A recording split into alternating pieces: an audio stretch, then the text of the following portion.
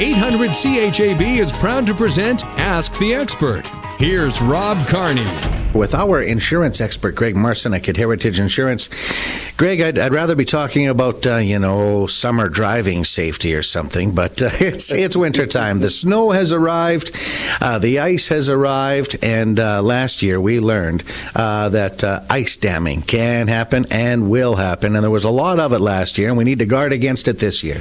That's correct, Rob. We had over 170 claims ourselves just out of our office here, and basically it was because we had a lot more snow than average, as well as the temperature swings and fluctuations that we've had. So a lot of people never really experienced it. So I've just gone through, and some of the things that I wanted to go through is what can you do to prevent ice damming. Now, when we're talking about ice damming, it's on the roof of your home. That's correct.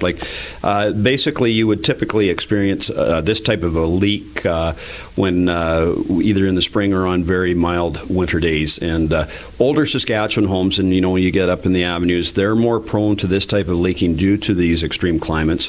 And ice dams will generally form at the eaves edge of a house as well as in the valleys. And what happens is when snow melts and runs down the roof, it refreezes at the overhangs and forms an ice buildup.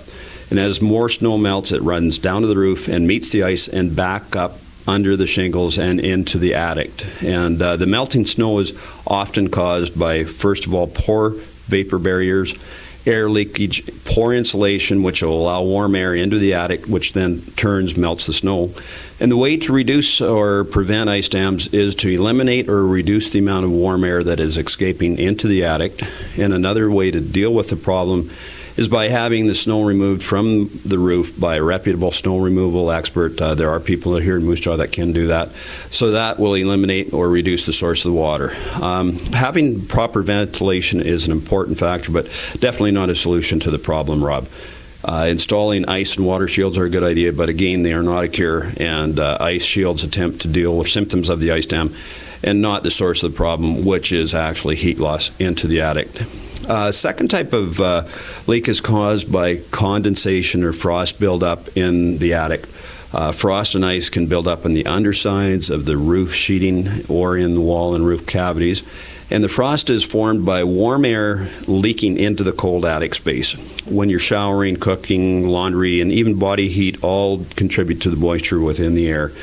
And as this warm, moist air rises into the attic through poor or non-existent vapor barriers, attic access hatches, poorly ventilated bathrooms and kitchens, the more heat loss there is, the more frost can build up.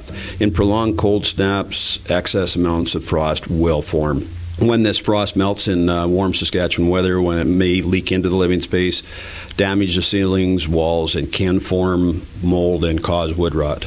And why now and never before, a lot of people may ask. Your attic insulation and vapor barrier may have gradually become less effective through the years.